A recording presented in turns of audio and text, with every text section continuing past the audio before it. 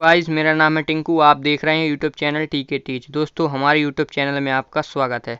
दोस्तों, आज ले आए हम लेटेस्ट वीडियो ऊष्मागतिकी का प्रथम नियम दोस्तों, और साथ में ही इसका गणितीय व्यंजक। दोस्तों, यहाँ आपने पढ़ाई होगा कि क्लास 11th दोस्तों और 12th में दोस्तों ये आपसे पूछा जाता है। दोस्तों, अगर ये आप सीख लेंगे तो आपको ये 2 नंबर में भी काम आएगा, और दोस्तों 3 नंबर में, और अपना 4 नंबर में भी आता है। मतलब दोस्तों 2 अंक में आता है कि आप ऊष्मागतिकी का प्रथम नियम लिखिए, और दोस्तों 3 नंबर में आ जाता है कि ऊष्मागतिकी का प्रथम नियम समझाइए और उसका नियम लिखिए, और दोस्तों 4 नंबर में आ जाता है कि ऊष्मागतिकी का प्रथम नियम लिखते हुए इसका गणितीय व्यंजक लिखिए या समझाइए।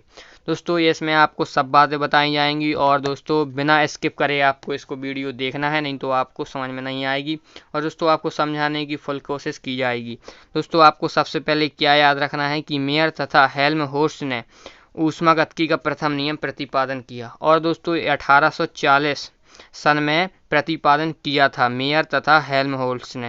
ठीक है दोस्तों, अगर आप ये सन लगाते हैं दोस्तों, आपके टीचर जो हैं प्रभावित होते हैं, और अगर आप सन लिखते हैं तो आपको 1 नंबर तो पुख्ता ही है, अगर आप कुछ भी नहीं लिखते।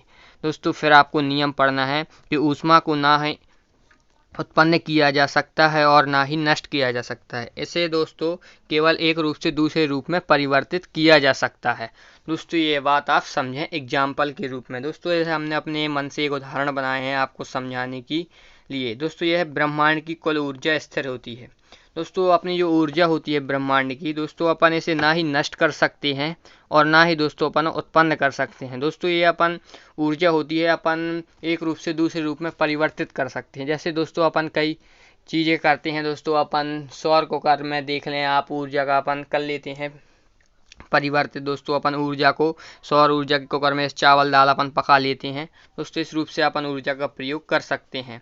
मतलब दोस्तों एक रूप से दूसरे रूप में अपन परिवर्तित कर सकते हैं। दोस्तों, अपन ऊर्जा से कई अपने विद्युत वाले कार्य करते हैं, बल्ब जलाते हैं, कूलर पंखा चलाते हैं।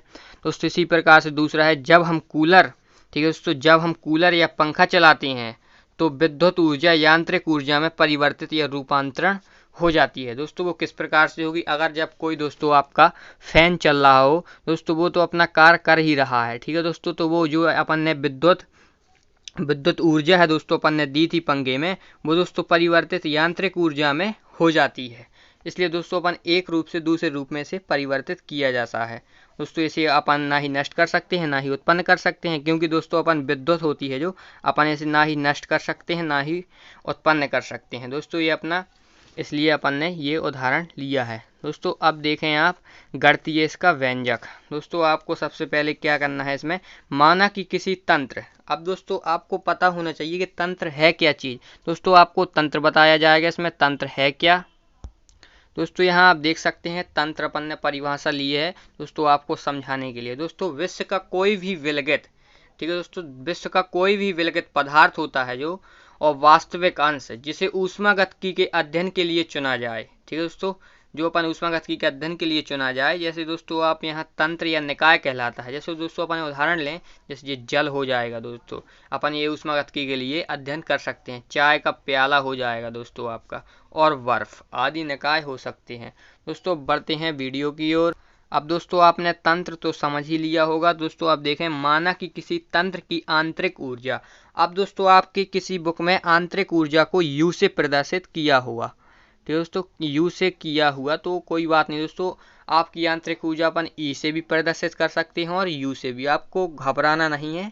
अपन दोस्तों आप क्या करना, ई की जगह यू लगा देना अगर आपकी बुक में है। दोस्तों, ई से आपको अधिक समझ में आएगा, इसलिए अपन ने यू लिया है, क्योंकि आंतरिक ऊर्जा ई से प्रदर्शित ज़्यादा करते हैं। दोस्तों, तो आंतरिक ऊर्जा E1 है यदि उसे भाप की क्यू ऊष्मा दी जाए। ठीक है दोस्तों, क्यू ऊष्मा दी जाए। अगर भाप है दोस्तों, भाप जैसे अपन कोई वाष्प होता है, वो निकलती है धुआं सा, भाप वो कहलाती है ऊष्मा, दी जाए तो उसकी आंतरिक ऊर्जा तो क्या हो जाती, E1 प्लस क्यू हो जाती है। अब दोस्तों वो कैसे हो जाएगी, अगर दोस्तों यांत्रिक ऊर्जा अपनी कुछ भी है, यानी कि हमने मान लिया कि दोस्तों हमारा नाम टिंकू है, तो हम यहाँ पे T1 लिख लेंगे।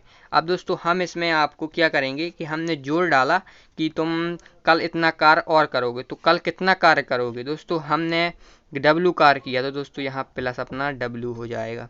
इस प्रकार से दोस्तों अपन ने यहाँ पे किया कि यहाँ पर ने अपने भाप भी दे तो अपना योग हो जाएगा, E1 प्लस Q हो जाती है। अब दोस्तों यहाँ देखें, यदि तंत्र पर W कार्य किया जाए तो अब दोस्तों यही अपना तंत्र है जो इसमें अपना W कार्य किया जाए और W कार्य किया जाए।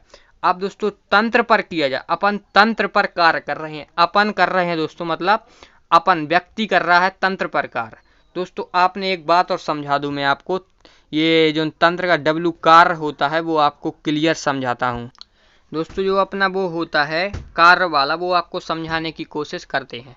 दोस्तों यदि निकाय या तंत्र द्वारा कार्य किया जाए तो W का मान यानी कार्य का मान ऋणात्मक होगा। अब दोस्तों आपको एक बात समझनी होगी, कह रहा है यदि निकाय या तंत्र द्वारा कार्य किया गया, मतलब दोस्तों तंत्र या जो निकाय होता है अपना ये वाला, अगर वो खुद कार्य करे तो ऋणात्मक होता है, ठीक है दोस्तों। और दूसरी बात है, यदि निकाय या तंत्र पर कार्य किया जाए तो W, ठीक है दोस्तों, कार्य का मान धनात्मक होता है। अब दोस्तों आपको एक बात समझ में आई होगी कि अगर तंत्र या निकाय खुद कार्य करती है तो ऋणात्मक मान आता है, और दोस्तों अगर हम तंत्र या निकाय पर खुद कार्य करते हैं तो दोस्तों धनात्मक आएगा। इसलिए दोस्तों अपन ने धन का चिन्ह लिया था। अब दोस्तों ये बात आपकी क्लियर हो गई होगी, ठीक है दोस्तों। अब इस ये तंत्र के बाद दी जाए तो तंत्र की अंतिम आंतरिक ऊर्जा बढ़कर E2 के बराबर हो जाती है, ठीक है दोस्तों। तो E2 के बराबर अपनी हो जाएगी अगर अपन तंत्र की अंतिम आंतरिक ऊर्जा बढ़कर E2 के बराबर हो जाती है। अब दोस्तों यहाँ पे अपन इसका गणितीय व्यंजक लेंगे।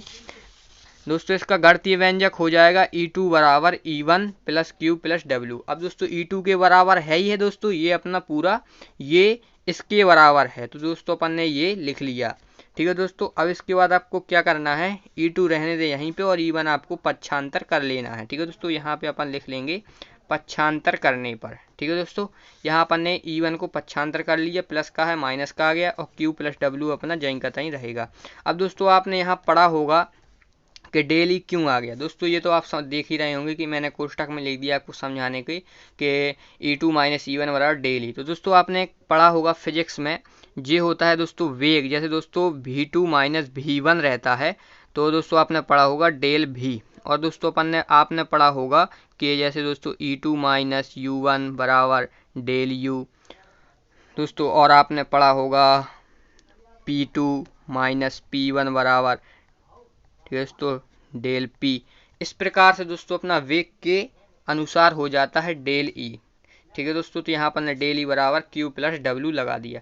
अब दोस्तों ये अपना निकल आया ऊष्मागतिकी का प्रथम नियम का गणितीय व्यंजक। अब दोस्तों आपको समझाने की कोशिश करेंगे कि आप इसमें आपको हमने बताया था अगर तंत्र या निकाय खुद कार्य करती है, ठीक है दोस्तों, तो कैसा प्रभाव पड़ेगा वो आपको बताते हैं, ठीक है दोस्तों। तो यहाँ आप देख सकते हैं वाह्य बल, जिसे दोस्तों अपन वाह्य बल कह सकते हैं, तंत्र द्वारा किए गए वाह्य कार्य के लिए, ठीक है दोस्तों। तो अपन जब वो खुद कार्य करेगी तो डेल ई बराबर Q माइनस W हो जाएगा, क्योंकि अपन नहीं दोस्तों वो खुद कार्य का ही कर रही है तो माइनस का चिन्ह आ जाएगा, जी अपना जहीं का तहीं रहेगा। अब दोस्तों यहाँ आप देख सकते हैं चक्रीय प्रक्रम इसमें अपन लागू कर सकते हैं दोस्तों, चक्रीय प्रक्रम।